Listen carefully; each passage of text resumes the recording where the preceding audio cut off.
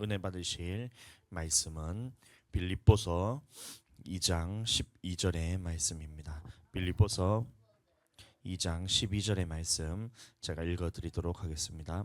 그러므로 나의 사랑하는 자들아, 너희가 나 있을 때뿐 아니라 더욱 지금 나 없을 때에도 항상 복종하여 두렵고 떨림으로 너희 구원을 이루라. 아멘. 자, 오늘 이 말씀을 통하여 겸손한 마음으로 항상 복종하라라는 말씀을 나눌 때에 함께 은혜 받는 시간 되시기를 예수님 이름으로 축복합니다. 자, 우리 빌립보서 2장 12절 말씀 보시면 하나님 앞에 복종하라는 이 말씀이 나오고 있습니다. 그래서 우리는 하나님 앞에 복종을 해야 되는데 왜 그렇게 하나님 앞에 복종을 해야 되느냐? 하나님의 나라를 이루어 가기 위해서는 우리는 반드시 이 하나님의 말씀에 복종하는 것으로 나가야 된다는 것입니다.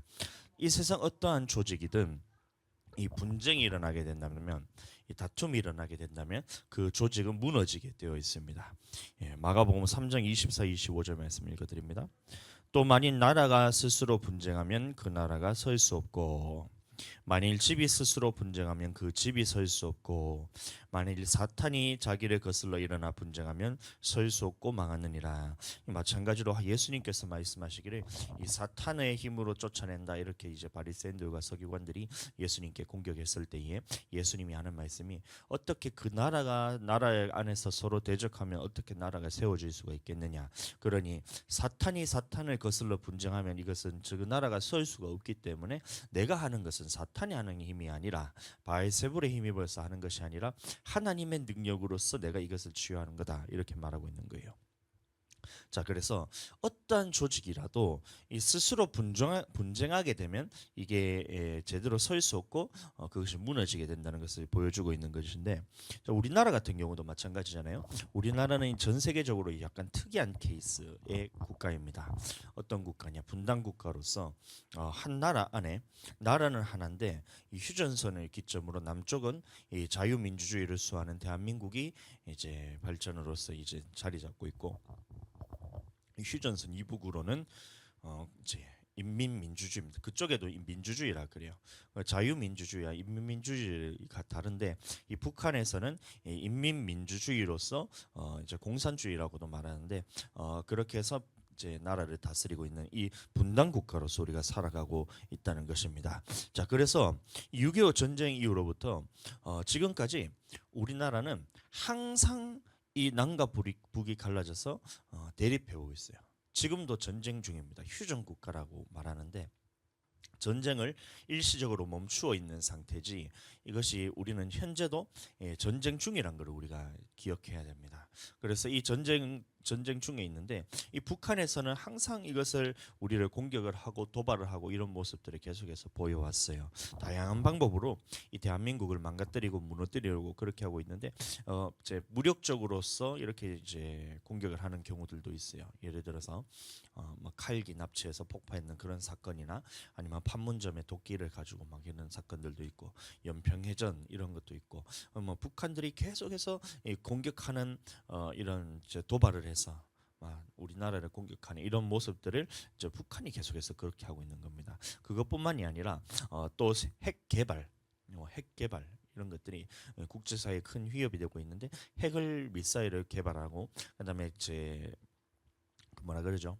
미사일에다가 핵탄두를 실을 수 있는 이런 ICBM 같은 그런 장거리 미사일들을 개발하기도 하고, 계속해서 이렇게 이제 무력적으로 대한민국을 위협하고 있는 상황인 것입니다. 또한 이것뿐만이 아니라 드러나지 않는 부분에 있어서 사상으로서도 우리를 자꾸 공격을 하는데, 우리는 이 부분에서 대해서는 이제 굉장히 사람들이 경계를 하지 않고 무뎌지고 있다는 것을 보면, 야, 우리나라가 참 위기라라는 생각이 드는데, 드러나진 않지만 숨어서 공격하는 게 어떤 것이 있냐? 간첩들을 보내어서 숨어서 그 사람들이 이제 사상으로 이제 국민들을 이간질시키고, 어린아이 때부터 막 사상 교육을 시키고 이런 것들 있잖아요. 간첩이란 말 자체가 간자와 첩자, 이 두 가지가 합쳐진 게 간첩입니다. 간자라는 말이 뭐냐면 서로 이간질시키는 자라는 거예요. 그 국민들을 이간질시켜서 분열시키는 것을 누가 하느냐? 이 간첩이 하는 짓이에요. 그럼 첩자는 뭐냐? 우리나라에 있는 이런 비밀, 기밀 같은 것들을 이제 북한으로 빼돌리고 다른 나라로 빼돌리고 이런 짓을 하는 사람들이 첩자. 그래서 이 두 가지를 합쳐서 간첩이라 그럽니다. 그 간첩이 지금도 얼마나 이 활동이 막 활개치고 있는지를 몰라요, 여러분들. 자, 요 근처에 있는 창원에서도 간첩단 조직이 발견돼 가지고 지금 거의 몇 년이 됐는데도 아직까지 그 사람들을 처벌을 할 수가 없어요. 이것들을 누가 맡고 있는지. 그러니까 보세요. 이런 간첩들을 보내서 국민들을 이간질시키고 분명히 대한민국 국민이긴 한데 이 사상과 이 생각과 이념은 이 북한에 따라서 사는 이런 사람들이 있다는 것입니다. 이 사람들이 우리나라를 무너뜨리고 있는 거예요. 이 교육계부터 시작해서 언론, 그다음에 정치계, 입법부, 그다음에 사법부, 행정부까지 모두가 다 장악하려고 계속해서 이제 6.25 전쟁 이후부터 지금까지 계속해서 이것을 공격하고 있는 거예요, 여러분들. 이 종교적 사상이란 게 여러분들 잘 들여다보면 그 사람들이 하는 짓이 뭐냐면 막 교육을 잘 시키겠다, 우리 아이들의 인권을 지켜주겠다 그렇게 말하고 있지만 실제로 그 사상들을 잘 들여다보면 이 북한을 찬양하고 북한을 옹호하고 그다음에 대한민국 어린아이들에게 국민들에게 학생들에게는 무엇을 가르치냐? 질서에 대해서 무너뜨리고 그다음에 그럼 무너뜨리면 어떻게 되겠어요? 질서라는 것이 그럼 우리나라에 있는 그런 체계가 있잖아요. 이 대통령으로부터 각 군사에서는 군사적인 체계 계급들이 있고 그다음에 정치권에서도 계급이 있고 이런 것들에 대해서 시에는 누가 대장이에요? 그러면 시장이 대장이고 이런 전체적인 이런 질서가 있는데 이것을 어려서부터 무너뜨리도록 교육을 받으니까 이게 사회에서 지금 여간 어지러운 게 아니에요. 학교에서 이제 아이들이 선생님을 주패도 이제 그걸 가지고 어떻게 처벌할 수가 없는 거예요. 옛날 같았으면 이것을 학생들이 선생님들한테 대든다, 이 폭력을 쓴다, 이것은 상상도 하지 못할 일이었잖아요. 우리 때만 하더라도 선생님들이 애들을 이제 매질을 하는 그것은 여러분들 뭐 상상이 아니라 현실적으로 그렇게 막 해왔던 거지만 그런 모습들을 볼 때에 학생들이 선생을 팬다. 말을 안 듣는 정도가 아니라 이게 완전히 선생님들을 대놓고 무시하고 조롱하고 폭력적으로 이렇게 대한 이건 상상도 못할 일이었거든요. 맞아 죽을 일이란 말이에요. 근데 이런 것들을 누가 이제 우리나라 가운데서 이거를 사람들이 이제 그들이 허용되도록 이제 내두느냐면 이제 정교조 같은 이런 이상한 사상들을 가진 사람들이 아이들의 인권이라는 말을 갖다 붙이면서 아이들의 인권은 존중하고 이제 선생님의 교권에 대해서는 완전히 이제 바닥으로 추락한 거예요. 그 말이 무슨 말이냐면 이 질서를 완전히 거꾸로 만들어 가지고 이 자기 자리보다 높은 위치로 그 사람들을 다 올려놓는 거예요. 원래 선생이 높은 위치고 학생들이 배우는 위치에서 그렇게 배워야 되는데 선생님들이 제일 낮은 위치로서 이거 권력에 대해서는 완전히 다 없애버리고 학생들의 그 위로 이제 권력을 다 줘버리니까 나라가 그 학교가 엉망진창인 거예요.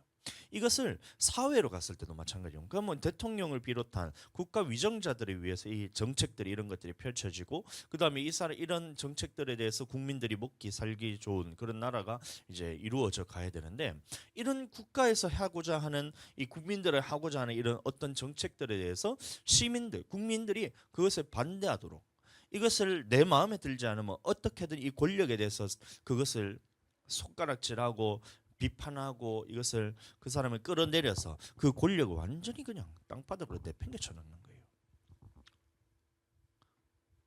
그러니까 보세요. 이 질서가 무너뜨리면 그럼 우리나라가 어떻게 되겠냔 말이에요. 제일 좋아하는 게 그럼 누구겠어요? 북한이 제일 좋아하는 거예요. 북한이. 이런 모습들을 보면 국민들 사이에서도 서로 이간질 시키잖아요. 언론을 통해서. 언론에서도 보면 정부에 대해서 부정적인 생각만 내비치고 막 그렇게 해요. 왜냐하면 이사진부터 해서 이 대부분이 이 반국가 세력들이 다 장악하고 있기 때문에 이 왜곡된 지식만을 전달받아서 자기도 모르게 국가에 대한 반감을 가지게 만드는 게 이 언론들이 다 하고 있는 짓이거든요. 그러니까 이런 것들을 국민들이 무분별하게 받아들이게 되니까 막 촛불 시위 이런 거 하잖아요. 촛불 시위.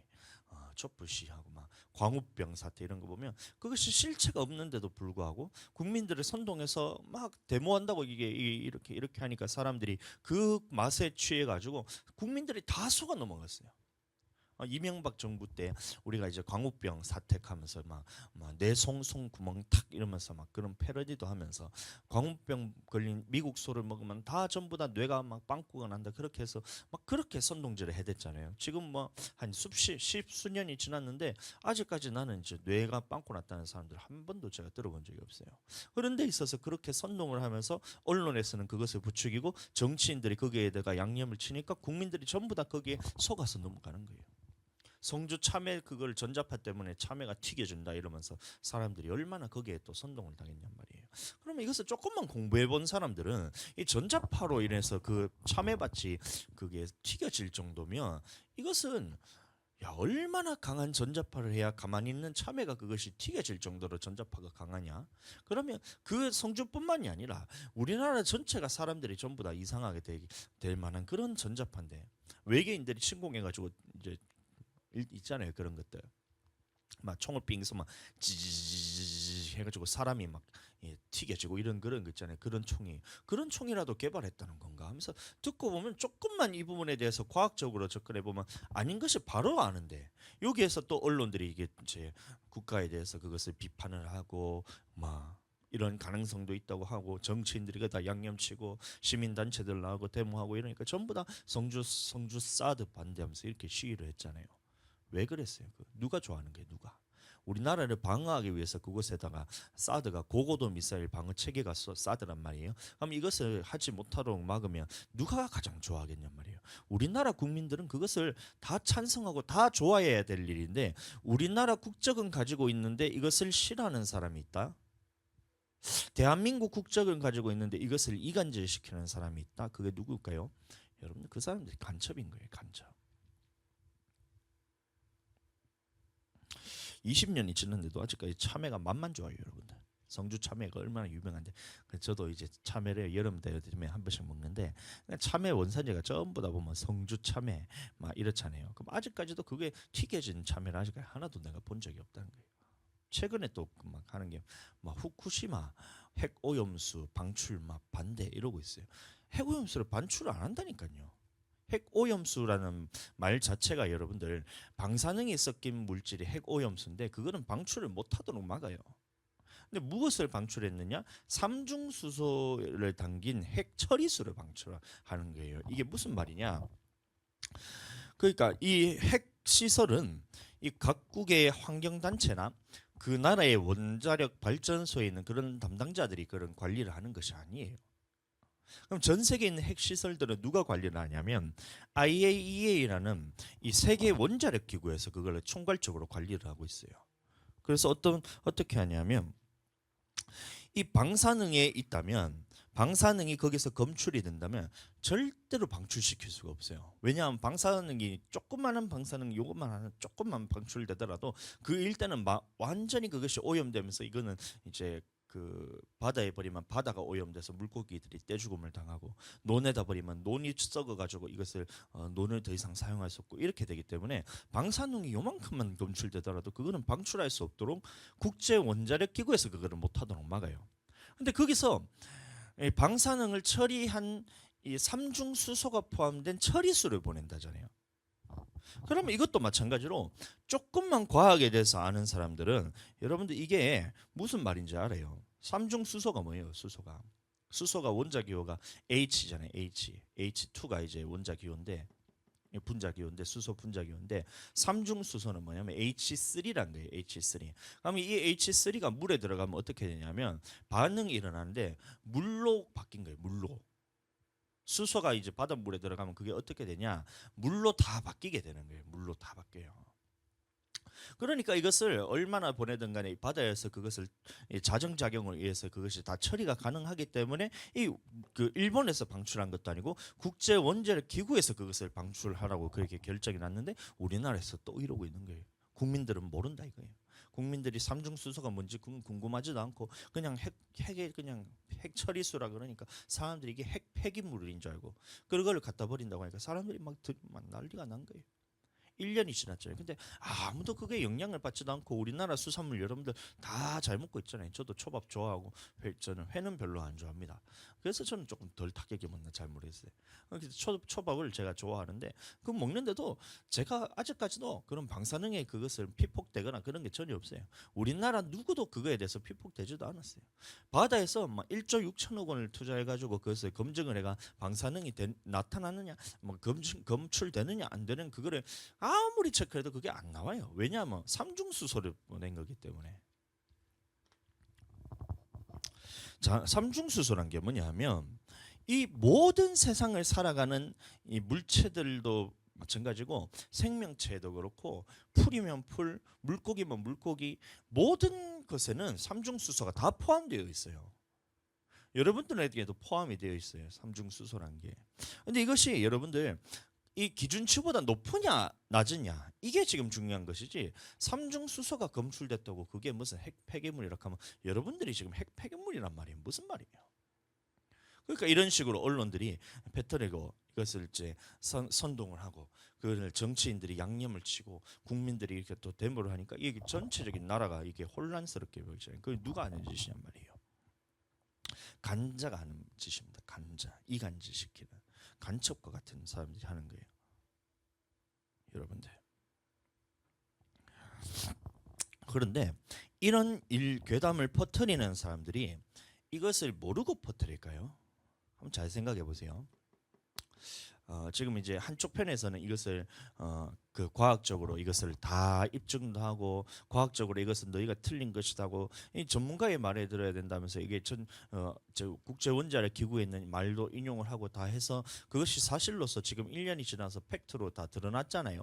그런데 반대편에서는 어떻게 얘기하냐면 이거는 4, 5년 후에 다시 들어온다라고 이제 그 말을 이제 꺼냈어요. 그 말이 무슨 말이냐면 4, 5년 더 울가먹겠다 이 얘기인데 여러분들 그 사람들이 이런 삼중수소가 이런 아무런 문제가 없다는 걸 몰라서 그런 것 같으세요?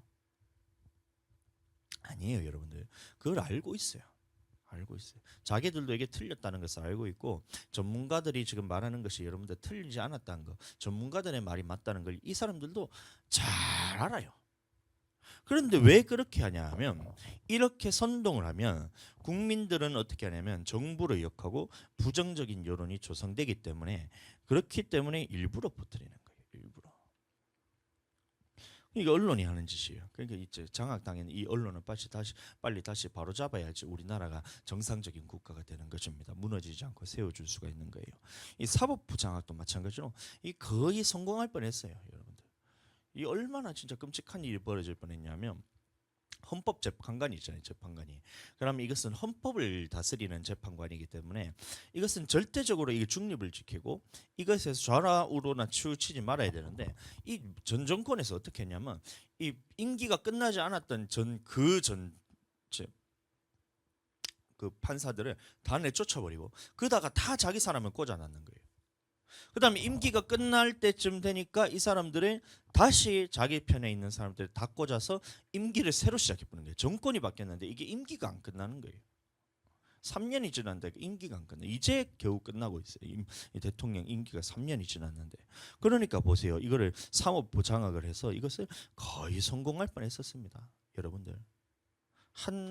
그 정권이 바뀌지 않고 한 번만 저 대통령이 더 해먹었으면 여러분들 이 나라가 그냥 완전히 사법부까지도 싹 다 장악당할 뻔했어요.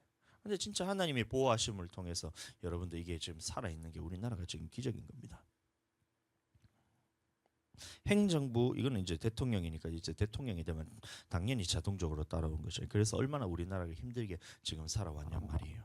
여러분들 공짜 좋아하시면 안 돼요. 여러분들 자꾸 무슨 지원금 푼다 좀 공짜로 준다니까 여러분들 그거라도 먹고 살아야 되겠다 하는데 여러분들 그게 절대 공짜 돈이 아니에요. 세상에 공짜는 없어요. 여러분들 20만 원, 25만 원 그거를 받으면 이게 은행 빚으로서 그것을 여러분들에게 나눠주잖아요. 여러분들한테 그냥 현금 주는 줄 아세요?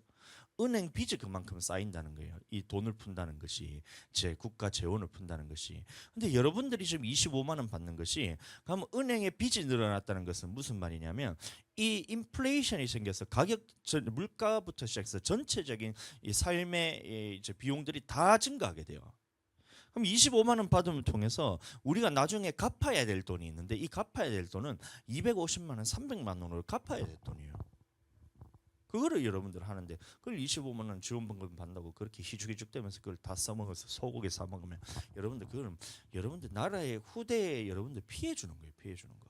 그래서 누군가 그렇게 제 돈을 풀겠다 이렇게 하면 재정이 있으면 풀어도 괜찮아요. 재정이 있으면. 근데 지금 국가 빚을 그걸 400조를 늘려놔서 1000조를 돌파시켜 놨는데 또 다시 빚을 내서 몇 조 원 단위로 그 사람들에게 풀겠다. 그러면 우리나라는 이제 그 물가 상승률을 이게 도저히 이게 감당이 되지 않은 물가 상승률로 이제 초인플레이션이 다가오게 됩니다. 그래서 여러분들 그런 걸 받으시면 안 돼요. 그러니까 보세요. 이런 것들. 그러니까 장악당하면 예를 들어서 행정부가 장악당하면 그렇게 돈을 풀어서 도저히 이제는 아무도 우리나라에서는 돈을 가지고 어떻게 할 수 있는 게 아니에요. 가치가 지금 돈의 가치가 자꾸 하락하고 있잖아요. 여러분들. 이거를 지금 말씀 시간에 계속해서 들리는 건 잘 모르겠는데요. 이 돈이라는 가치가 자꾸 하락하고 있어요. 어떻게 할 수 있냐면 우리가 이제 20년 전, 30년 전에 맥도날드 햄버거를 하나 사 먹으려 그러면 1,500원만 주면 이제 2,000원만 주면 이제 맥도날드 햄버거 한 개 사 먹을 수가 있어요. 햄버거를. 근데 이 지금 2,000원을 가지고 햄버거를 사 먹으려고 하면 맥도날드 가서 햄버거 2,000원치 주세요 하면요 3분의 1만한 햄버거밖에 못 줘요. 그러면 똑같은 이제 가격이 아니라 똑같은 햄버거를 사는데 나는 돈을 더 많이 내야 된다는 게 그게 가치가 하락한다는 게 돈의 가치가. 돈을 많이 풀면 시중에 많이 풀면 돈의 가치가 하락하면서 네가 이 똑같은 물건을 주는데도 돈을 더 많이 줘야 된다 이거예요. 그 돈을 푼다는 것이. 그럼 이 간단한 개념을 이해하고 그 국가에서는 긴축 재정을 해가지고 이것을 어떻게든 빚을 줄이고 돈의 가치를 올려야지 이 나라가 부국강병해지는데 돈의 가치를 자꾸 떨어뜨리는데 그것을 좋다고 받아먹으면 여러분들 그걸 얼마나 어리석은 짓이야 말이에요. 나라를 망치는 일에 동조하고 있는 거예요. 그러니까 행정부 장악 안 당한 게 다행이란 겁니다. 이 상권 분립 체계를 무너뜨리고 이제 만약에 지금 이제 국회의원 선거가 했는데 이제 그 이제 한쪽 당에서 지금 거의 190석을 가까이를 먹었습니다. 170석 지금 이제 전부 다 합해서 170석 이런데 여러분들 200석이 넘어가면 이 무슨 일이 벌어지게 되냐면 개헌을 할 수가 있어요. 개헌. 헌법을 뜯어 고칠 수가 있다는 겁니다. 그럼 우리나라는 자유민주주의 국가로서 우리가 헌법의 기초가 이제 대한민국은 자유민주주의 국가라는 것이 헌법의 전문에 기초적으로 딱 들어가 있는 것이 그게 바로 이제 헌법의 가치인데 200명이 딱 넘어간다. 그럼 어떻게 되냐면 이 자유민주주의라는 이 대한민국의 그 개념 자체를 다 뜯어고칠 수가 있어요. 우리나라는 인민민주주의라고 해서 그 사람들이 통과시켜버리면 그냥 그게 통과가 되는 거예요. 어차피 사법부는 저거가 다 장악해놨기 때문에 이제 입법부에서만 그것을 통과시키면 사법부에서는 그건 자동 통과가 되니까 우리나라는 더 이상 자유민주주의의 가치를 유지할 수가 없는 거예요. 근데 이제 193석이 하는 바람에 7석 차이로 여러분들 그것을 가까스로 막을 수가 있었어요. 근데 이 나라가 무너뜨리는 것을 여러분들 좀 눈으로 보고 계시잖아요. 자유민주주의를 다 무너뜨리는 이런 간자와 첩자들이 얼마나 이 나라를 활개쳐서 나라를 분열시키고 이렇게 하는 모습을 보잖아요. 여러분들 이것을 다시 바로잡기 위해서는 100년 대계가 필요합니다. 100년 대계. 100년 대계가 뭐냐? 이 나라의 100년 후를 바라보고 투자하는 것이 그 100년 대계라 그러는데 이 나라를 다시 바로잡기 위해서는 100년 대계를 바라보고 이 다시 한번 우리가 나라를 세워져 가야 돼요. 여러분들. 얼마나 힘든 일인지 모릅니다, 여러분들. 출산율이 바닥이 났잖아요, 여러분들. 출산율이 완전히 바닥이 났는데 다시 이것을 출산율을 올리려고 해도 그렇게 돈을 풀고 안간힘을 써도 이게 더 이상 바뀌지가 않잖아요, 이제. 곤두박질 치고 있어요. 아직도 곤두박질 치고 있어요. 이것처럼 한번 나라가 망가지고 사람들의 생각이나 사상에 다 전부 다 우리나라 가치와 다른 사상들을 다 집어넣으니까 이것을 다시 뜯어고치기 위해서는 여러분들 얼마나 더 피나는 노력이 필요한지 몰라요. 애기들부터 다시 이 자유민주주의의 가치와 질서를 배우도록 이게 그 교육부터 다 바로잡아야 되고 법조계도 다 이것을 다 바로잡아야 되고 언론계도 싹 다 이것을 다 갈아엎어가지고 그것을 바로잡아까지는 여러분들 1, 2년 걸려서 될 일이 아니에요. 어쩌면 우리 세대 안에 못 끝낼 수도 있는 그런 이제 작업이 바로 이런 것들이라는 거예요. 그래서 우리는 기도할 수밖에 없지만 실제로 이제 이런 일들을 해나가는 단체들이 우리나라 가운데 이제 있다는 생겨나고 있다는 사실이 너무 감사합니다. 제가 아는 어떤 단체들도 보면 이 교육계에서부터 이제는 이제 정교조와 이런 이제 북한 사상들을 가르치는 이런 교육에서 벗어나서 또 질서를 무너뜨리는 이런 교육에서 벗어나서 원래대로의 이 질서를 그대로 회복시키자는 거예요. 선생님들의 권위를 다시 회복시켜주고 선생님들의 인권에 대해서 존중해줘야 학생들도 인권에 대해서 바로 세울 수가 있다. 이 부분에 대해서 정확하게 이제 진단을 해서 그래서 선생님들의 인권을 다시 하자 이런 식으로 이제 얘기를 했어요. 서울시에서도 통과를 했는데 이놈은 정교자라는 놈들이 또다시 그걸 태클을 가서 항소를 하는 바람에 그거를 형집행 정지를 시키는 바람에 그래서 다시 이제 인권단체가 다시 난리를 치고 그런 이제 일들이 벌어지고 있는데 그래도 이게 고무적인 것이 옳은 방향으로 가고 있구나. 그럼 우리가 지금 이것을 통해서 계속해서 기도를 해야 될 것들이 우리나라의 각소에서 이런 나라를 바로 세울 수 있는 그런 지도자들, 나라를 바로 세울 수 있는 이런 단체들, 이런 것들이 많이 생겨나서 우리나라의 기틀을 다시 바로 잡아야 돼요. 우리나라의 기초를 다시 세워야 돼요. 하나님께서 우리를 세우셨던 이 나라가 자유민주주의 대한민국이기도 하지만 이승만 대통령이 나라를 건국할 때는 기독교적인 나라로 세우겠다. 복음의 나라로 세우겠다. 이렇게 해서 조창 기도회를 통해서 대통령부터 해서 모든 사람들이 주님 앞에 기도로서 세웠던 나라였잖아요. 그러면 이런 기틀을 다시 한번 우리가 지금 이제 해야 될 때가 왔다는 거예요. 우리도 같이 기도해야 된다는 겁니다. 자, 이게 참 안타깝지만 대한민국의 현실인 것입니다. 한쪽에서는 거대한 힘을 갖고 이 불법을 저지르면서 이 대한민국을 무너뜨리려고 대한민국을 지키려는 세력들은 힘이 하나도 없어요. 그래서 전부 다 이제 맨날 이제 지기만 하고 이래서 국민들에게 그 목소리가 하나도 들리지 않는 이런 안타까운 현실 속에서 그러면 여러분들 이 모습을 볼 때 누가 가장 좋아하겠냔 말이에요. 누가 가장 좋아하겠냐? 우리나라가 무너지는 모습을 보고 우리나라 질서가 파괴되는 모습을 보고 우리나라 이 정부를 향해서 돌을 던지고 이 사람들을 끌어내리려는 이런 모습들을 보면서 누가 가장 좋아하냔 말이에요.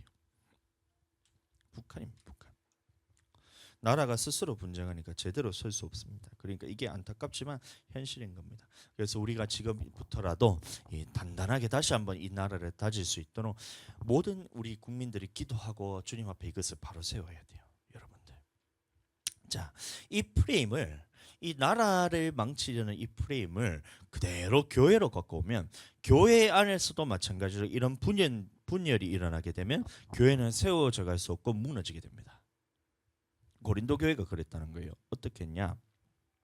하나님께서 이 고린도 교회를 세우셨을 때에 서로 교제케 하기 위해서 하나님이 성도들을 교회로 다 불러 모으는 거예요. 그래서 이 고린도 교회에 왔을 때는 이제 예루살렘에서 이제 베드로에게 양육받았던 그런 성도도 있고 사도 바울을 통해서 양육받았던 복음을 들었던 이런 사람들도 있고 아볼로를 통해서 복음을 들었던 사람도 있고 이런 사람들이 다 같이 모여서 고린도 교회 안에 거기 모인 거예요. 예. 그런데 그때 누구는 이렇게 얘기한 거예요. 나는 게바에게 속했다. 게바가 누구는 베드로입니다. 나는 게바에게 속했다. 나는 바울에게 속했다. 나는 아볼로에게 속했다. 또 누구는 나는 그리스도에게 속했다. 이러면서 각자 자기가 은혜 받은 목사님에게 속하였다고 이 서로 화합되지 못하는 모습들이 이게 나타났어요. 고린도전서 1장 11절 12절 말씀. 내 형제들아 글로의 지편으로 너희에 대한 말이 내게 들리니 곧 너희 가운데 분쟁이 있다는 것이나 교회 안에 분쟁이 있었던 거예요. 내가 이것을 말하거니와 너희가 각각 이르되 나는 바울에게 나는 아볼로에게 나는 게바에게 나는 그리스도에게 속한 자라 한다는 것이니 이런 말이에요. 자, 이게 무슨 말이냐면 나는 베드로 목사님을 통해서 내가 은혜를 받았기 때문에 들어봐라. 베드로가 예수님의 수제자 아니냐. 그러니까 예수님의 수제자는 베드로밖에 없어. 바울은 뭐야? 바울은 살아있을 때 예수님을 만나지도 못했잖아. 아볼로는 누구예요? 아볼로도 예수님을 살아있을 때 만나지 못했잖아. 그러니까 베드로만 이 사람만 참 제자고 사도지 나머지는 사도가 아니야. 그러니까 우리는 교회에서 누구의 말만 들어야 되냐? 이 베드로의 말만 들어야 되고 사도 바울이나 아볼로 목사 말은 들으면 안 돼. 이러는 거예요. 게바에게 속했다는 말이. 오늘날도 마찬가지입니다. 사람들이 이 말씀을 대해서 이제 얘기를 하면 하나님의 말씀으로 듣는 것이 아니라 어떤 목사님이 이렇게 말했는데, 내가 이 목사님의 영상을 보니까, 이 목사님이 말하는 것을 들어보니까, 야, 이 목사님한테 내가 은혜 받으니까, 야, 이 목사님 말하는 것은 무조건 다 맞고 다른 목사님은 틀렸어. 그래서 난 이 목사님만 따라갈 거야. 이런 거예요. 교회 안에 그런 일이 있었다. 또 바울파는 바울이 이방인의 사도로서 세워졌고 고린도 교회를 바울이 개척했잖아. 그러니까 바울의 말만 따르고, 베드로는 봐라, 예루살렘에서 이 할례 받아야 된다고 그렇게 해서 이방인들을 다 배척했었잖아. 그러니까 베드로도 참 사도가 아니야. 아볼로도 마찬가지로 이 사도 바울이 말하는 데 있어서 그 침례 부분에 대해서, 성령에 대해서 몰랐잖아. 말씀은 되게 잘하는데 이 하나님의 능력이 나타나지 않는 거 보면, 야, 사도 바울만 진짜 목사고 나머지 베드로나 아볼로는 목사도 아니야. 그러니까 나는 사도 바울 목사님의 말만 들을 거야. 이런 사람이 있었다. 오늘날도 마찬가지입니다. 교회 안에서 능력이 나타나는 목사님의 말을 들으려고 해요, 여러분들. 그러니까 이 사람이 병을 치유하는 능력이 나타나니까, 이 사람이 말하는 말씀은 다 맞는 말이겠지. 그러니까 그냥 막 신처럼 모시는 거예요. 그냥 막 신처럼 은혜를 한번 받았다고. 여러분들, 또 어떤 사람이 있었냐? 이 아볼로파는 아볼로 목사님의 성경 지식을 한번 봐봐. 완전 성경을 그렇게 잘하는 목사님이 어딨어. 사도 바울 봐봐. 사도 바울 글을 쓸 때는 그 사람이 되게 대단한 줄 알았는데 남들 앞에서 말하는 거 보니까 영 신통차는 거예요.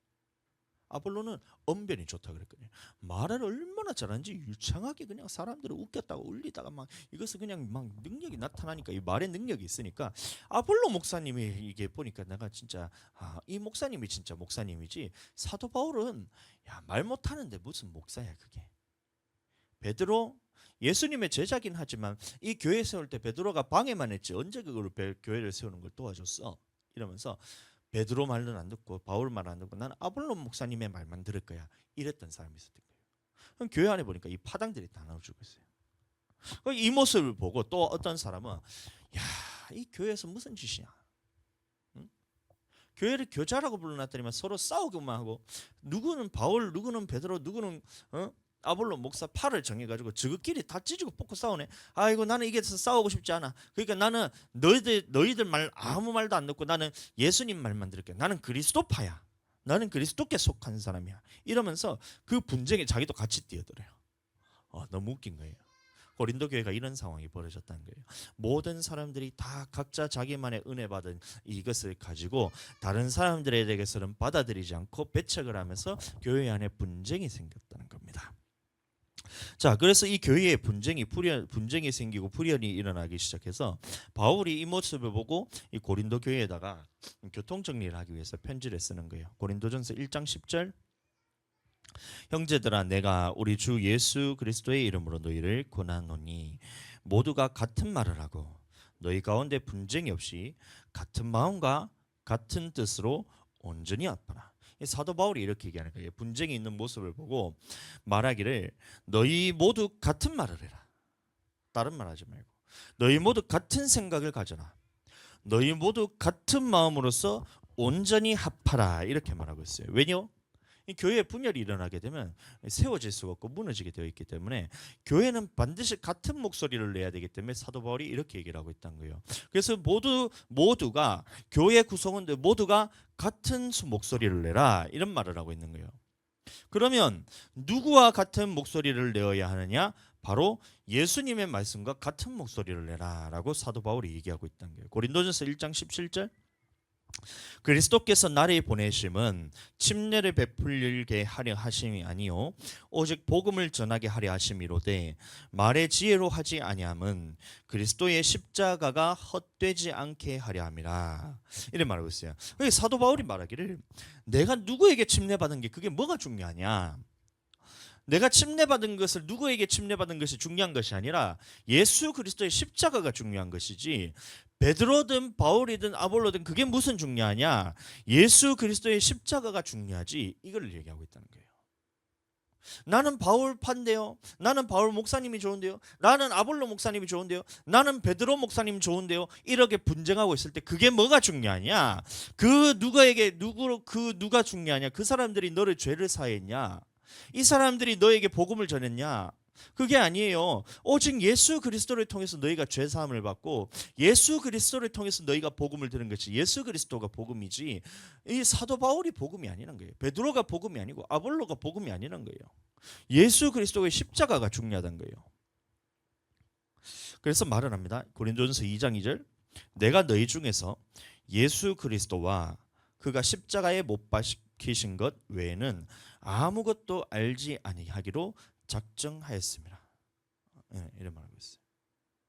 그러니까 고린도전서 2장에서 바울이 말하는 것이, 나는 예수 그리스도와, 예수 그리스도라는 말은 무슨 말이냐? 예수님이 내게 하신 그 말씀이란 거예요. 예수님이 내게 하신 그 말씀과 그가 십자가에 못 박히신 것 외에는 아무것도 알지 아니기로 작정했다는 거예요. 여러분들도 그렇게 되길 축복합니다. 우리가 교회에 있으면서 누구 생각, 어떤 사람의 말, 그 사람의 마음, 이것을 따라가시면 안 돼요. 그 사람의 마음도 따라가시면 안 됩니다.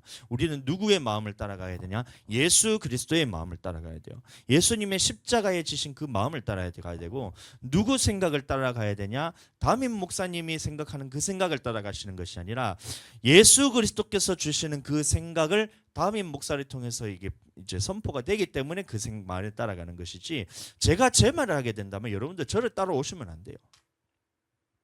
마찬가지로 성도의 누군가가 하나님의 말씀과 다른 말을 한다면 여러분들 그 말에 따라가시면 안 됩니다. 이 담임 목사와 다른 말을 하게 된다면 여러분들 그 말에 대해서 따라가시면 안 돼요. 절대로 따라가시면 안 됩니다. 왜 그러냐면 이 담임 목사를 통해서 교회를 치도록 하나님께서 이 감독자에게 이 모든 말씀을 다 주셨다 했거든요. 그래서 누가 이 교회를 운영해 나가냐? 물론 하나님이고 성령님이시지만 이 성령님께서 이 교회를 운행하실 때는 이 담임 목사를 세워서 이 목사에게 모든 권위를 주시고 이 목사에게 이 모든 일들을 알리게 하셔서 이렇게 교회를 이끌어 가시는 거예요. 왜냐하면 이 감독자를 세우지 않으면 모두가 각자가 각자의 말을 하기 때문에, 그러면 하나님의 말씀을 가지고 모든 사람의 생각이 다를 때 이것을 하나로 묶을 수가 없어요. 그래서 누구를 세웠냐면 이 담임 목사를 세운 거예요. 자, 그러니까 보세요. 사도 바울이 나는 예수 그리스도와 그가 십자가에 못 박히신 것 외에는 아무것도 알지 아니게 하기로 작정했다. 그러니 다투지 말고 너희도 예수님의 말씀하시는 것만 따르고 예수님의 십자가를 통해서 주신 은혜만 따라가라. 이게 교회에 하는 말이에요. 우리 교회도 마찬가지입니다. 우리 교회가 예수님의 말씀 외에 다른 말을 전하게 되거나 예수님의 십자가 외에 다른 은혜를 전하게 되거나 이렇게 된다면 우리 교회는 분열되게 됩니다. 예수님과 다른 말을 하기 때문에. 그러나 이 예수님의 말씀만 따르고 예수님이 주신 이 십자가의 은혜만 따라가게 된다면 우리 가운데서는 분열이 없게 돼요. 분쟁이 없게 된다는 말입니다. 그러니 여러분들은 누군가 다른 사람한테 듣고 와가지고 인터넷으로 보고 와가지고 누구누구 목사님이 이렇게 얘기했다더니 누구누구 신학자가 이렇게 얘기했다더니 다른 집사님이나 자기 아는 어떤 권사님이 이런 말을 했다니 하면서 저한테 그거를 가지고 강요하려고 하지 마세요.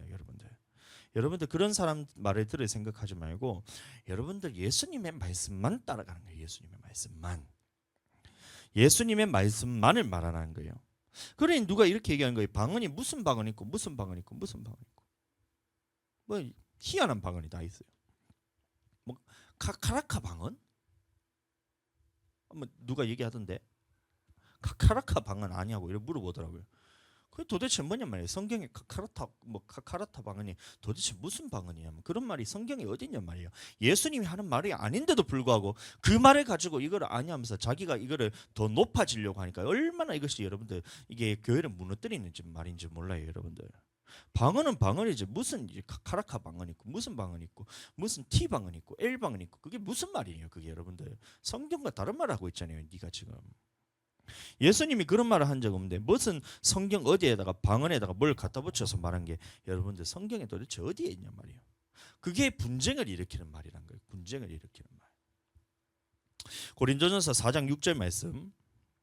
사도 바울이 계속해서 얘기하는 거예요. 형제들아, 내가 너희를 위하여 이 일에 나와 아볼로를 들어서 본을 보였으니 이는 너희로 하여금 기록된 말씀 밖으로 넘어가지 말라 한 것을 우리에게 배워 서로 대적하여 교만한 마음을 가지지 말게 하려 합니다. 아멘. 그래서 사도 바울이 얘기하는 거예요. 무슨 말이냐? 내가 아볼로와 함께 이 본을 보이는데 너는 이 본을 따라라는 거예요. 본을 보였다는 말은 어떤 본을 보였나? 기록된 말씀 밖으로 나가지 말라는 거예요. 왜냐? 기록된 말씀 밖에서 말하는 이 모든 것들은 분쟁을 일으키는 말이라는 거예요. 분쟁을 일으키는 말. 하나님의 말씀 외에 다른 이 말씀의 범위를 벗어나서 말하는 모든 말은 분쟁을 일으키는 말이고, 왜 그런 분쟁을 일으키게 되느냐? 네 속에 지금 교만이 있어서 그런 거다. 이 말을 하고 있는 거예요. 되게 성경을 많이 아는 것 같고 되게 공부를 많이 한 것 같죠, 여러분. 하나님을 되게 많이 아는 것 같죠. 근데 성경 밖으로 넘어가는 그 순간 여러분들은 교회를 무너뜨리는 자가 되는 거예요. 교만하여서 사탄과 같은 짓을 하게 된다는 겁니다. 사탄이 교회를 무너뜨리기 위해서 사용하는 도구가 이 사람의 교만하게 해서 성경 말씀 밖으로 나아가서 말을 하게 해서 서로 분쟁이 있게 해가지고 이 분쟁을 통해서 교회를 무너뜨리게 하는 것이 이 사탄의 도구란 거예요. 그래서 교만하게 만들어서 너가 지금 교만해서 성경 밖에 있는 말을 지어내서 미혹하고 사람들을 허리고 사람들을 서로 분쟁하게 만들어서 네가 지금 교회를 무너뜨리고 있는데 그것을 네가 하나님을 되게 아는 것처럼 그렇게 떠들고 있잖아요, 여러분들. 얼마나 이게 사탄이 진짜 그 사람을 장악하는지 몰라요. 모든 말씀은 성경 안에 기록된 대로 너희가 생각하고 이 말씀 밖으로 벗어나지 말라는 것이, 여러분들, 교만하지 말라는 말이 사도 바울과 아볼로가 그 본을 보였다 했는데 자기가 사도 바울보다 더 대단한 사람인 것처럼, 나는 하나님께 이 사도 바울보다 더 대단한 사람인 것처럼 성경에 없는 말을 하면서 그것이 하나님의 말씀인 것처럼 그렇게 해붙이고 있으면 여러분들 그게 사탄이 아니고 뭔 말이란 말이에요. 그 사람이 그렇게 말하는 즉시 교회는 그 말 듣는 사람들이랑 예수님 말씀 안에 있는 사람들이랑 분쟁이 생겨버리잖아요. 예수님의 말씀 안에만 있으면, 모두가 그 말씀 안에만 있으면 서로 분쟁이 일어날 것이 없어요. 말씀 안에 있기 때문에. 근데 네가 말씀 밖으로 넘어가는 순간 너랑 나랑 분쟁이 생기게 되잖아요. 무너진다는 얘기입니다. 고린도후서 10장 4절 5절. 우리의 싸우는 무기는 육신에 속한 것이 아니요 오직 견고한 진도 무너뜨리는 하나님의 능력이라.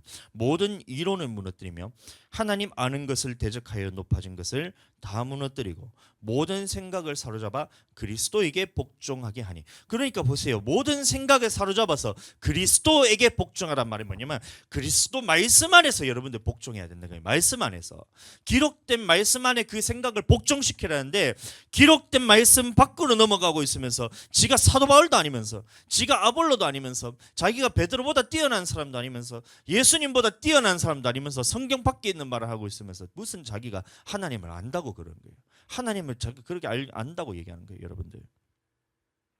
사도 바울도 아볼로도 그렇고 베드로도 그렇고 기록된 말씀 밖으로는 넘어가서는 한마디도 하지 않았어요. 나는 예수 그리스도와 그리스도께서 십자가에 못 박히신 것 외에는 아무것도 알지 아니하기로 작정하였다 했잖아요.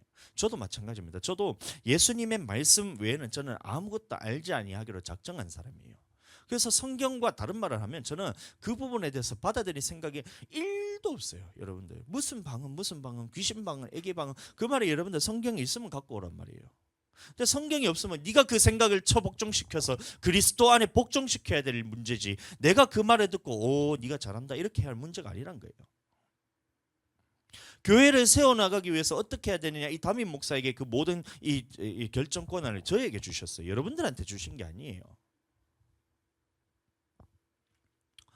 성도들을 전도를 하는데 전도를 해야죠. 근데 돈으로 주고 성도를 세워봐야 그것은 여러분들 떡을 먹이고 배부르는 것밖에 안 되어서 사람이 모이긴 하겠지만 그 사람이 영원히 안 살아난다고요. 그러면 이 영혼을 살리기 위해서는 어떻게 해야 되느냐, 성령을 받게 해서 하나님의 말씀이 들어가게 해야 되고, 이 성령을 받게 해야 하나님의 사랑이 부어지기 때문에 모든 말씀대로 순종할 수 있는 쪽으로 끌고 갈 수 있는데, 이것은 돈 주고 할 수 있는 게 아니에요.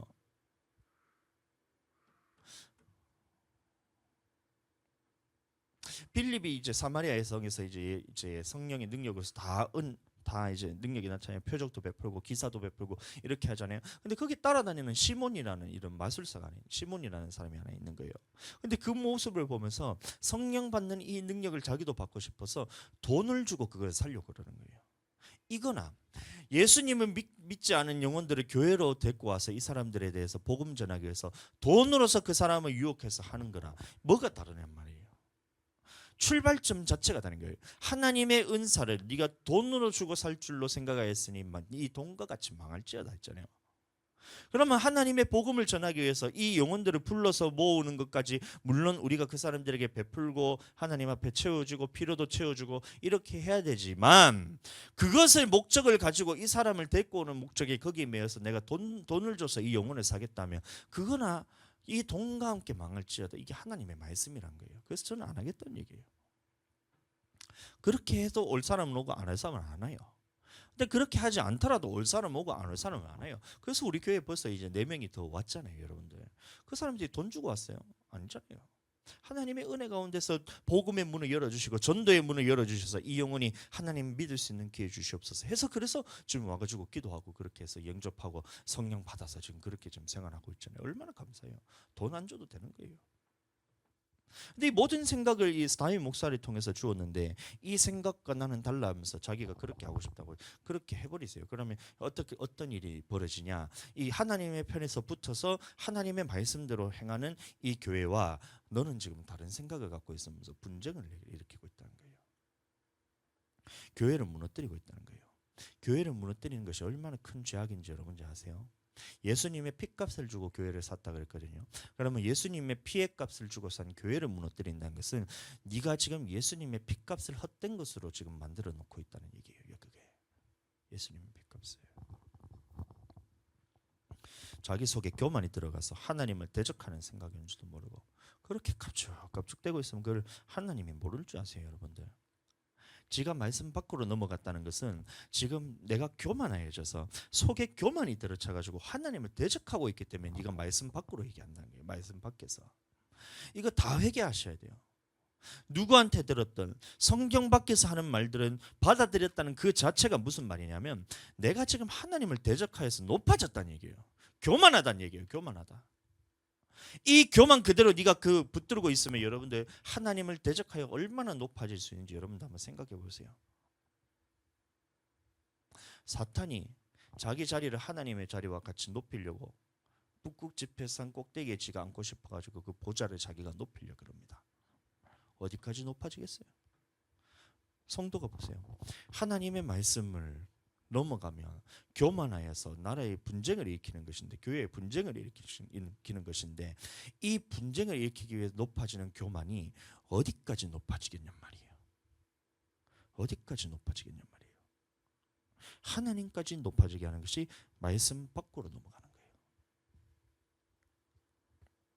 그래서 우리 교회는 하나님의 말씀 밖으로 넘어가는 것을 엄격하게 금하고 있습니다. 조금이라도 성경 말씀에 없는 말을 한다면 그것은 교회에서 저는 절대로 받아들이지 않을 거예요. 절대로 받아들일 수 없는 거예요. 왜요? 그것을 받아들이는 순간 교회도 교만해지거든요. 교회가 교만해져서 하나님을 대적하게 되기 때문에 하나님이 교회에 세우신 목적 자체가 완전히 어긋나는 것이고 교회가 더 이상 하나님께 보호받을 수가 없어요. 교회가 하나님을 대적하고 있기 때문에. 그럼 어떻게 이 교회가 세워져 나갈 것이며 이 어떻게 해서 영혼들이 그 영혼들을 살릴 수가 있겠냔 말이에요. 그래서 저는 하나님의 말씀, 기록된 말씀에서 조금이라도 벗어나는 모든 생각은 다 저는 받아들일 생각이 없습니다. 그 모든 생각을 다 사로잡아서 네가 그리스도께 복종해야 되는 것이지, 네가 예수님의 말씀에 복종해야 되는 것이지, 교회가 그 말에 안 들어줬다고 해서 네가 그것을 섭섭해하게 하거나 그 교회가 네 말을 안 들어줬다고 해가지고 시험 들거나 하면 여러분들 그것은 시험 들어도 어쩔 수 없는 거예요. 지가 천국 갔다 왔더니 환상 가운데 예수님이 자기한테 그렇게 얘기했다, 막 이런 식으로 떠드는 사람이 있잖아요, 여러분들. 그럼 여러분들 그 말에 들으면 성경 말씀에 대해서 모르는 사람들은 이 은혜를 받아요. 희한하게 말씀을 아는 사람들은 그게 가짜인 걸 아는데 천국에 가니까 예수님이 흰 돌에다가 그러니까 자기가 아는 어떤 기도원 원장님의 목소리 이름을 원장님의 이름을 그 흰 돌에다가 적어가지고 자기한테 보여준다는 거예요.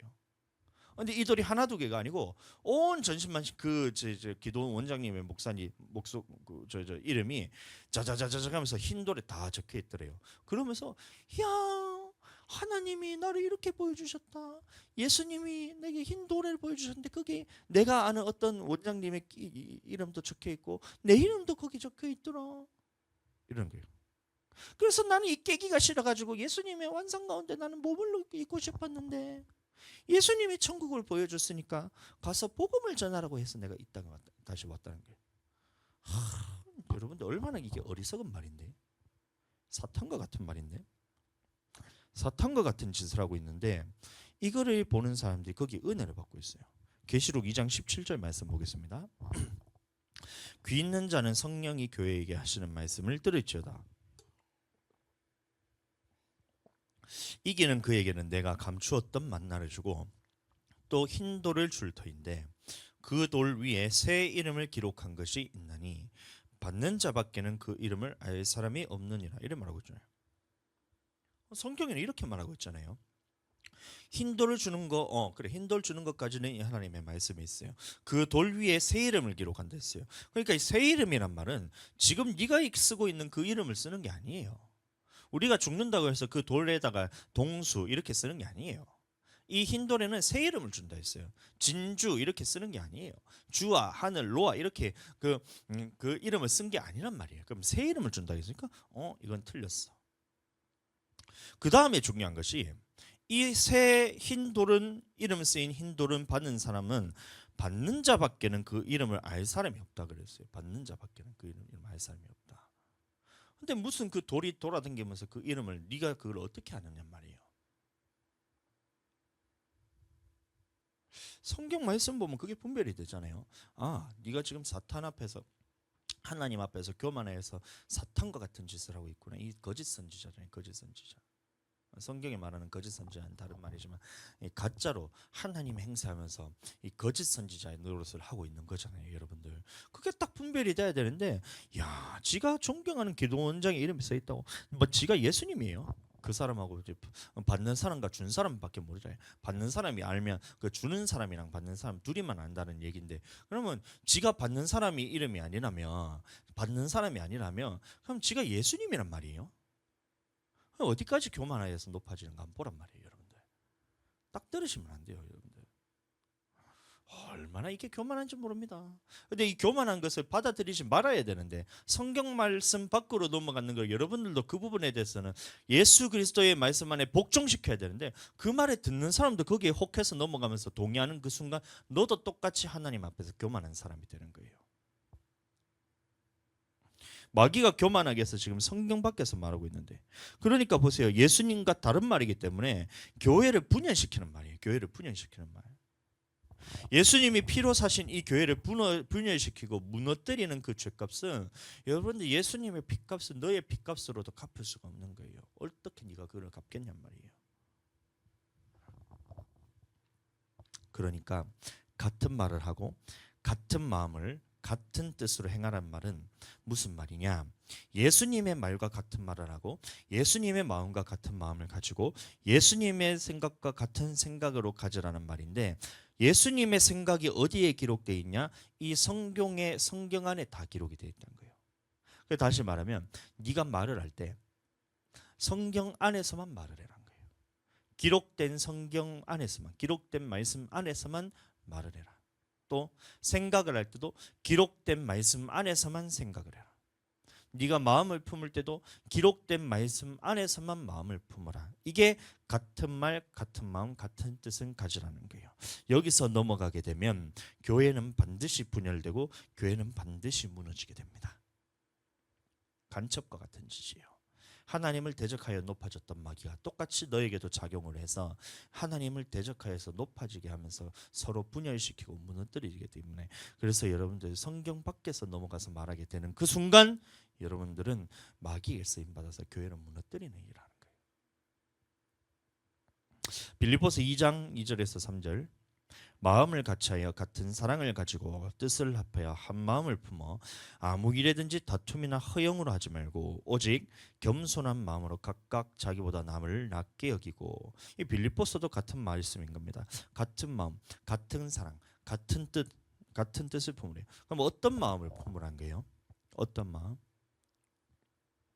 같은 마음을 품으라 그러는데 그 다음에 바로 나오는 말씀이 그리스도 예수의 마음을 품으라는 거예요.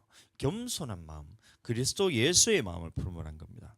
그래서 이 예수님의 마음과 같은 겸손한 마음을 품으란 얘기인데, 모두가 이 겸손한 마음을 품으란 것인데, 이 겸손한 마음을 다른 사람에게 뭔가 내가 좀 낮추면서 이렇게 다른 사람을 세워주고 이렇게 하란 말이 아니에요. 그럼 남을 나보다 낮게 여기라 했을 때 이 남이 누구냐면 예수 그리스도를 의미하는 거예요. 예수님 앞에서 낮춰야 되는 것이지, 여러분들 그 밑에 겸손한 마음에 어떤 마음이 나오잖아요. 빌립보서 2장 5절 너희 안에 이 마음을 품으라 곧 그리스도의 예수의 마음이에요. 그러니까 겸손한 마음이 뭐냐? 그리스도 예수의 마음이 겸손한 마음인데, 이것이 어떤 마음이냐? 빌립보서 2장 6절에서 8절 그는 근본 하나님의 본체시나 하나님과 동등됨을 취할 것으로 여기지 아니하시고 오히려 자기를 비워 종의 형체를 가지사 사람들과 같이 되셨고 사람의 모양으로 나타나사 자기를 낮추시고 죽기까지 복종하셨으니 곧 십자가에 죽으심이라. 이게 겸손한 마음이라는 거예요. 그럼 너희는 같은 마음을 품으라 했을 때 그 같은 마음이 뭐냐? 겸손한 마음을 품으라는 건데, 겸손한 마음이 뭐냐? 너보다 남을 낮게 여기란 말인데, 너보다 남을 낮게 여기란 말은 무슨 말이냐? 이 예수 그리스도를 나보다 낮게 여기라는 거예요. 예수 그리스도를. 그래서 예수님이 맞고 나는 틀렸다고 얘기를 하는 거예요. 그럼 예수님이 어떻게 했냐? 하나님의 말씀이기 때문에 십자가에 죽기까지 복종하는 이 마음을 네가 품으란 거예요. 하나님의 말씀이기 때문에 그 안에서 죽기까지 복종하는 이 말씀이 바로 겸손한 마음이고, 너희는 이 마음을 푸는 거예요. 모든 사람은 이 마음을 푸는 거예요. 하나님의 말씀이기 때문에 기록된 말씀 밖으로 넘어가지 않는 마음, 이게 바로 겸손한 마음이에요. 그래서 사도 바울이 이 마음을 품으라는 거예요. 기록된 말씀 밖으로 넘어가지 않는 마음을 품으라. 이 생각과 같은 생각을 품으란 거예요.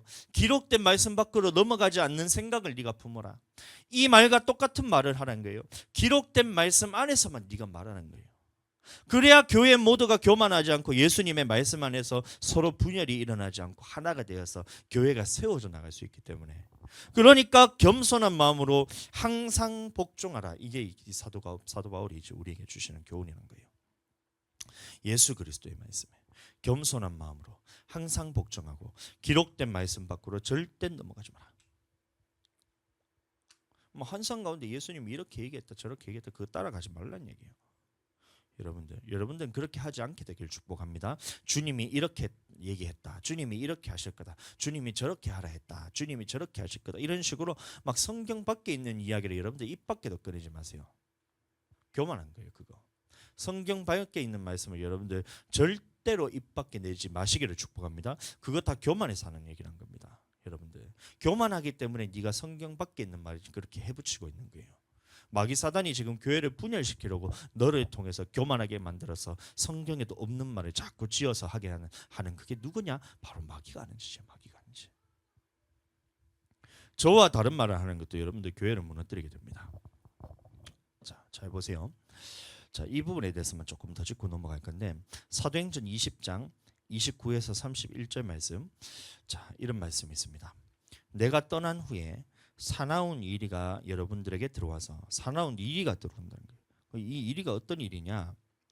그 양떼를 아끼지 아니하며 또한 여러분 중에서도 제자들을 끌어 자기를 따르게 하려고 어그러진 말을 하는 사람들이 일어날 줄을 내가 아노라, 이런 말을 했어요. 그럼 이 사나운 이리는 누구냐면 자기를 따르게 하려고 어그러진 말을 하는 사람.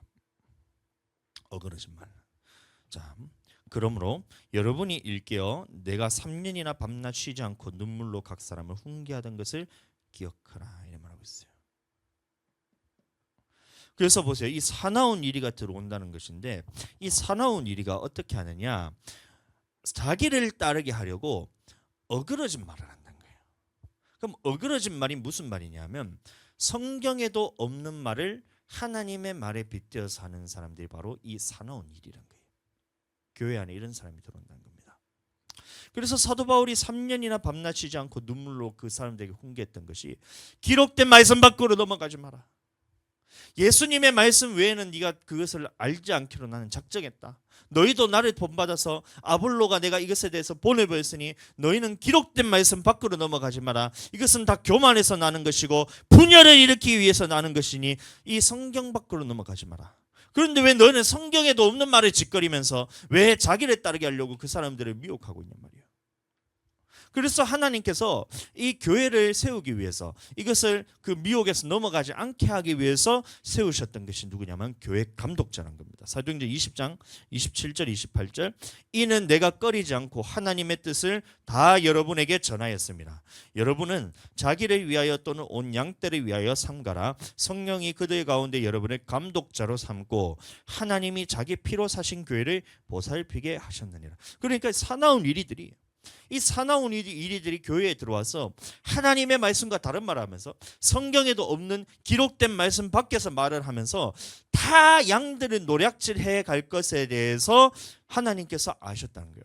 그래서 어떻게 했냐? 이 모든 뜻을 감독자이신 담임 목사에게 이 말을 이 뜻을 다 전해서 이 하나님의 뜻을 다 감독자에게 전해 주셔서 교회를 다스리겠다는 거예요. 이 감독자가 각 교회 담임 목사를 의미하는. 그래서 여러분들이 저와 다른 말을 하더라도 그것은 여러분의 교회를 무너뜨리는 말이라 생각하셔야 돼요. 1차적으로는 담임 목사님이 하나님의 말씀 밖으로 넘어가서는 안 되지만 여러분들도 어떻게 하셔야 되냐면 이 담임 목사를 통해서 하는 말씀이 하나님께서 지금 내게 주시는 말씀이라 믿음으로 받아들이시고 그 말씀 밖으로 넘어가시게 되면 안 된다는 거예요. 왜요? 여러분들의 영혼을 위해서요. 여러분들의 영혼을 위해서. 기록된 말씀 밖으로 넘어가는 그 순간 하나님을 대적하여서 교만하여서 높아진 사탄과 같은 짓을 하는 것이고 그렇게 되는 순간 이 교회는 그 안에서 분열이 일어나게 되고 교회가 무너지게 되거든요. 아무리 네가 지금 말씀을 잘 알고 잘났다고 떠들어봐고 그렇게 해봐야 여러분들 그거는 하나님 앞에서 교만한 거예요. 말씀 밖으로 넘어가시면 모든 것은 그 교만한 말입니다. 하나님을 대적하는 말이고 분쟁을 일으키는 말이고 교회를 무너뜨리는 말이에요. 그래서 여러분들이 해야 되는 것은 하나님의 말씀 안에서 이 담임 목사의 질서 안에서 여러분들은 말을 하게 되시기를 축복합니다. 겸손하게 같은 마음 같은 뜻 같은 말을 하시면서 교회를 함께 세워나가게 되시기를 예수님 이름으로 축복합니다. 아멘. 이 시간 우리 기도하겠습니다. 먼저 찬양 한 곡 하고 우리 하나님은 살아계십니다. 그래서 이리들이 이 교회에 들어올 것을 하나님이 미리 아셨다 했어요. 그 말이 뭐냐?